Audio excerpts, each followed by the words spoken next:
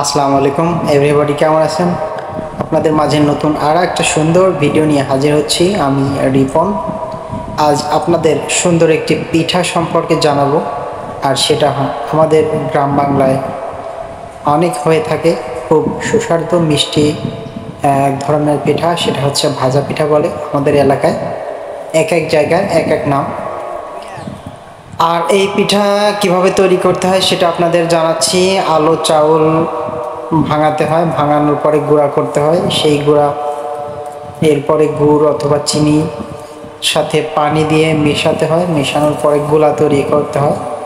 গোলা তৈরি করার পরে এরকম কড়াইতে তেল দিতে হয়, তেল দেওয়ার পরে ওড়ং বলে আমাদের এদিকে, মালই দিয়ে বানায়, যেটা নারকেলের মালই দিয়ে বানায় ওড়ং। সেই ওড়ং দিয়ে এরকম তেলের মধ্যে বল বল মতো ছাড়তে হয়, তারপরে সেটা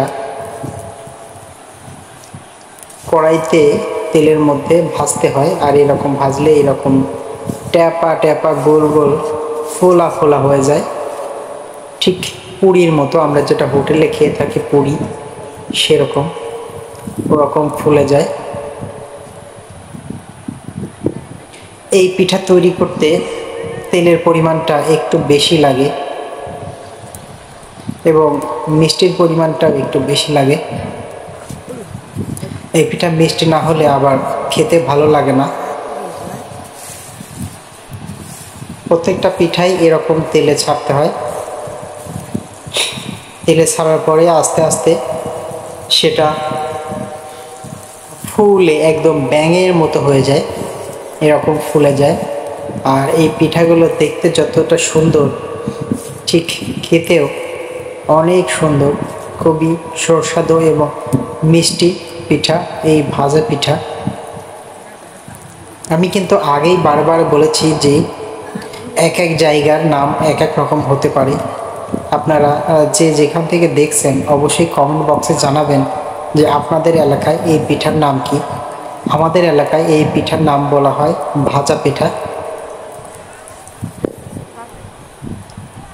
এই পিঠাগুলো খুবই সুস্বাদু এবং মিষ্টি হয়।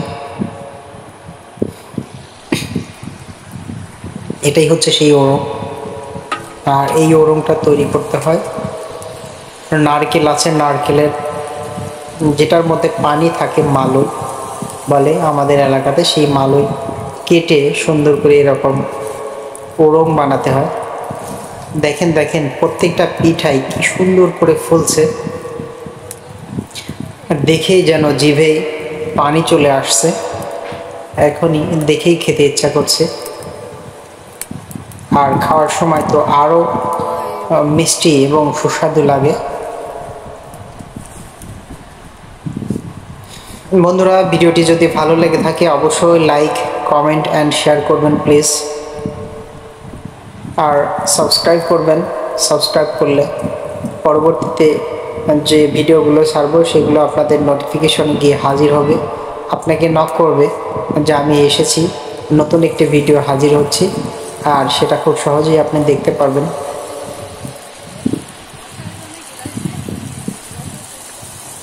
আপনার একটি মাত্র সহযোগিতাই আমার অনেক বড় কিছু কাম্য। এই জন্য ভিডিওটি অবশ্যই টেনে দেখবেন না, সম্পূর্ণ ভিডিও আস্তে আস্তে দেখবেন, এটা আপনাদের জন্য বিশেষভাবে অনুরোধ রইল।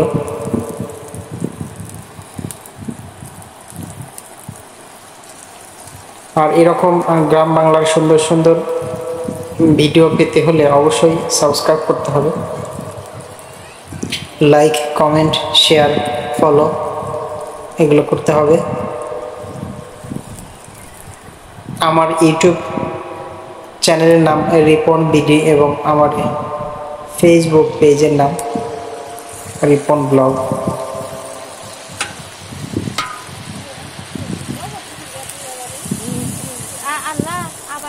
অবশ্যই দেখবেন, দেখতে ভুলবেন না।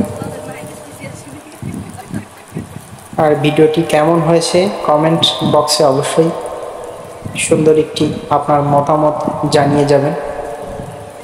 আপনাদের মতামত জানতে পারলে নিজেকে অনেক ধন্য মনে করব।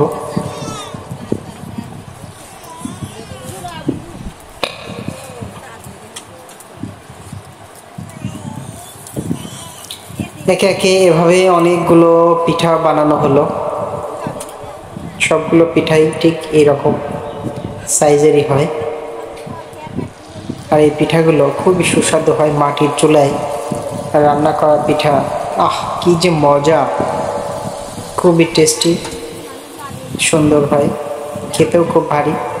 দেখেন মাটির চুলায় এই পাতিলের মধ্যে এই পিঠাগুলো তৈরি হয়েছে। অনেকগুলো পিঠা তৈরি হয়েছে। পিঠাগুলো দেখতে অনেক সুন্দর লাগছে, খেতে তো আরো বেশি মজাদায়ক লাগবে।